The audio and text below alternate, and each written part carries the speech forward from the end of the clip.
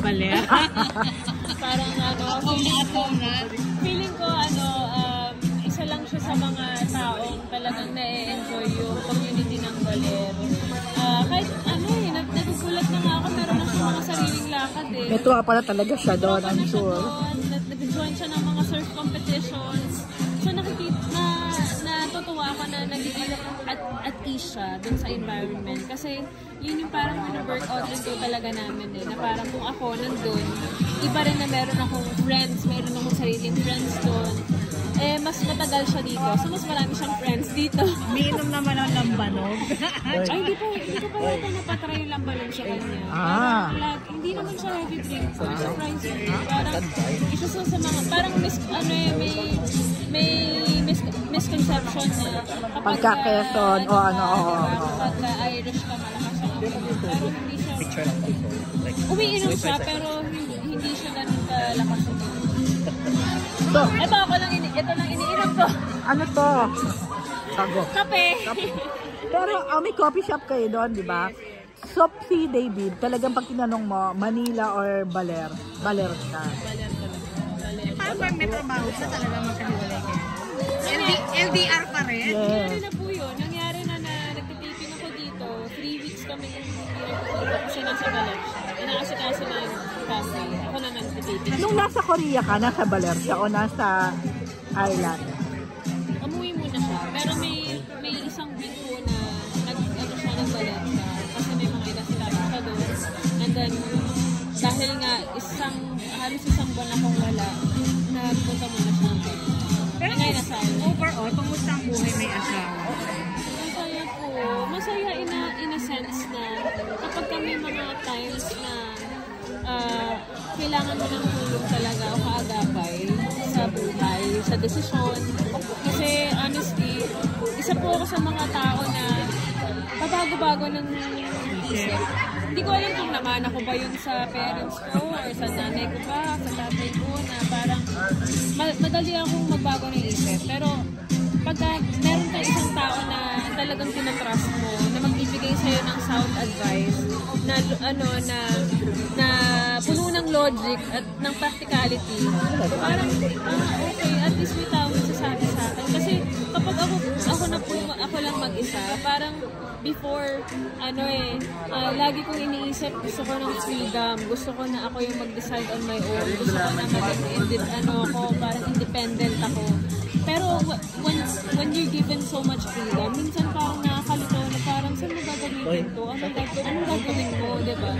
Pero dahil parehas kami ni David dun sa parang ng outlook sa buhay, kasi very family-oriented din. Tapos napakabait, yun yung laging sinasabi ng pamilya ko sa kanya. Nanay ko nga parang mas na-attach pa eh. Mas mabait sa'yo? Hindi, definitely mas mabait siya. Talaga? Kasi yung environment niya, Ate Rose, iba rin eh, diba? Na pinalaki siya sa ibang paraan, napalaki rin siya ng maayos ng mga magulang niya, close siya sa mga kapatid niya. So, alam niya kung paano tratuhin yung mga babae na maayos and yung outlook niya rin sa buhay talaga. Masasabi ko na. Tama itong binigay sa akin dito. Kaya nga, pero Glay, buti hindi siya yung dumarating yung time minsan na parang, hindi naman insecure, kundi siguro makaselos pa nga, or yung medyo kinakabahan. Kasi syempre ikaw, nasa mundo ka ng showbiz eh, ang dami mo nakakilala, ang dami mo nakakasalamuha. Paano pag ganun? May time? Kung meron man po sigurong jealous factor, parang pabiro niyang yung pag-uusapan. Tapos parang open kami doon na maka-appreciate ng beauty ng ibang tao or parang maka-appreciate ng appearance ng ibang tao. Kasi gets niya eh, na ang dami kong nakakasama na sobrang attractive, diba? Pero parang sa akin, hindi siya malaking problema. Sa ngayon, sana hindi maging problema ever. Kasi parang we're taking it lightly lang sa ngayon. Paano mo siya sinesecure?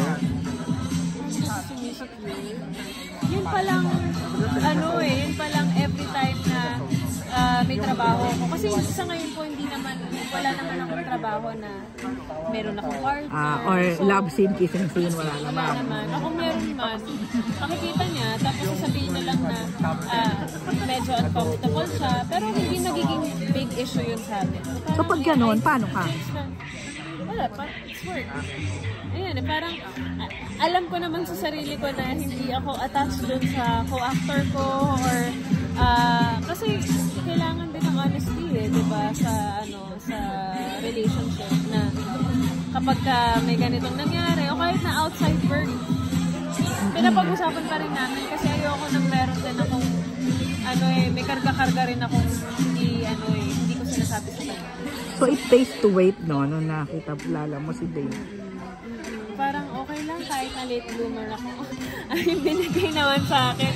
Saka yung nakilala ko naman talaga parang minsan po hindi ko ma-imagine na ang layo ng lugar namin sa mapa ng mundo. Pero pinagtagpo kami. Tapos yung tama yung soul connection. Natawa, may alala ko. Sabi ko, okay lang nila na ghosting ka, no? Okay lang yun. Hindi ko na nga yun eh. Hindi ko na nga parang cargo na yun na naging insecurity. Kasi naging insecure ako for a long time sa sarili. Talaga? Doon? Bakit? Ano bang Kasi naman, di ba? Oo. Oo, pero si China, sabi na sa akin, kapag darating yan, nararamdaman. O yun. Nung araw ng kasal ko, nandun si China, tapos sinabi ko sa kanya, tama yung sinabi mo, kapag dumating siya, mararamdaman ko. Naramdaman ko. Aray. Kasi Angelica din. Naramdaman mo yun din sa kanila? Naramdaman ko din. Nung time na nakita ko si Greg, parang, kaya siya dito. Saka parang, ang nakakatawa lang, gusto ko rin kasing ma-experience ni yung other side ng reality. Kasi lumaki siya sa showbiz, diba? Ang aga na nagsimula. Naging mundo na yung showbiz. Hindi na siya kumawala dun sa Kumaga kung kumukuwala man siya, parang hindi naman long term Lahat ng mga naging karelasyon na nasa industriya din naman, diba? Hindi ko naman para i-disregard yun. Pero, parang nung mas nakilala ko siya, sobrang lalim kasi na talagang tao. So parang sabi ko, there is more to life than, pag-artista. being an artist or being a celebrity. So ngayon, nararamdaman niya na yung normal na buhay. Normal siya. Taong-tao siya ngayon. Nanay siya. So anong feeling yung dalawa pa? Nag-usap kayo? Oy, ang ending pala natin, non-showbiz. Ganito, simple lang na mga lalaki. Oo. Isa pa yun. Sa dagat. Kaya ang saya, kasi kapag magkakasama kami, may bonding yung mga lalaki, may bonding din kaming mga girls. Kaya sabi ko nga, ang galing din ni Lord na pati yun, kinonect niya, na hindi kami mahihirapan sa isa't isa, sa mga namin, sa mga jowa ng mga kaibigan namin. Kasi kaya nilang aliwin yung sarili nila. I was so busy with the preparations. Okay lang si David. Na parang, okay lang, are you okay? Na wala tayong masyadong Ang gagawin ni David, gigising siya ng maaga, ng 5:30 AM, para makapag-surf siya. Nagawa ko yung mga kailangan kong gawin. Sa gabi, kung saan man, pwede kami magkita. O kaya tutulungan niya ako. Sobrang siya. Sobrang, okay tong partner ko na to. Very efficient. Parang galing din ang friendship yun ni Angelica. Oo, grabe. From Berks, diba? Kasi sa-track ba kayong masasabi? Or may common, ano yung common nyo? Yung pagkabaliw siguro namin.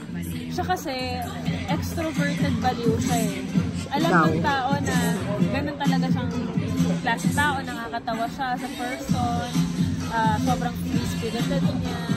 Ako kasi, nasa loob lang ako lagi. Parang may isang tao na nakapenetrate. Nakapenetrate at parang na-embrace din yun. So ako tuloy, nung lumabas yun, embrace ko na rin yung sarili ko. Deep inside pala, parehas may ganito ka rin. Parehas din pala kami. So, all throughout ng sa mga ibang friends ko kasi iba-ibang dynamics, diba? Yung sa kanya, ang lalim-lalim eh, kaya hindi namin ma-let go. Parang nung high school, diba, nagkaroon ka ng best friend mo, tapos college, magkakasama pa rin kayo until nagkaroon na kayo ng pamilya, kayo pa rin magkakasama. So, masaya ako na sa industriya na to, nakatagpo ako ng kagaya niya, na hanggang ngayon, magkaibigan pa rin ako. Bly, sa marami dito, sensitive pag ito ko tinatanong. Pero sa part mo, would you say kulang na lang talaga is to have a baby? O hindi niyo tinitingnan ni David na, or parang kumbaga, come what may? Naniniwala po kasi ako, Ate Rose, talaga na kapag will ni God, bibigay niya sa'yo. So, katulad ng pagbigay niya sa akin kay David, di ba? Pagkatulad ng pagtatagpo namin, it happened at the right time. I know that I was already 30 when I met him. Yung mga iba pa nga, di ba? Parang 40s pa, 50s pa. Hindi, hindi siya, parang wala siyang standards. Yung stereotype na ang basihan ng masayang pamilya ay kompletong nanay, tatay, anak. Meron naman mga ibang couples na masaya na silang dalawa lang. Ako, sa totoo lang po, dahil LDR kami, ini-enjoy ko yung time na magkasama kami. Dahil alam ko na pag dumating yung time na meron na kaming baby, mag-iiba na talaga. Yun lahat yung sinasabi sa akin kaya lagi akong nakikinig sa mga kaibigan ko na may baby na, parang enjoy mo yan kasi pag dumating na yung baby, iba na ang buhay mo. So parang, okay, sige. Pero hindi namin kino-close yung possibility na, wag muna. So nandun na kami sa part na, sige, paghandaan natin to.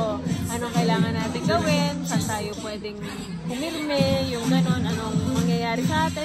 So ang daming mga paghahanda na pinag-uusapan. Pero katulad din ng sinasabi ng ibang mga kaibigan ko, kahit nasabihin mong handa ka, walang magiging handa sa parenting. So parang sa ngayon, if it happens, thank you Lord, diba, for this another blessing. Pero kung hindi, thank you din dahil binigyan mo pa kami ng time ni David.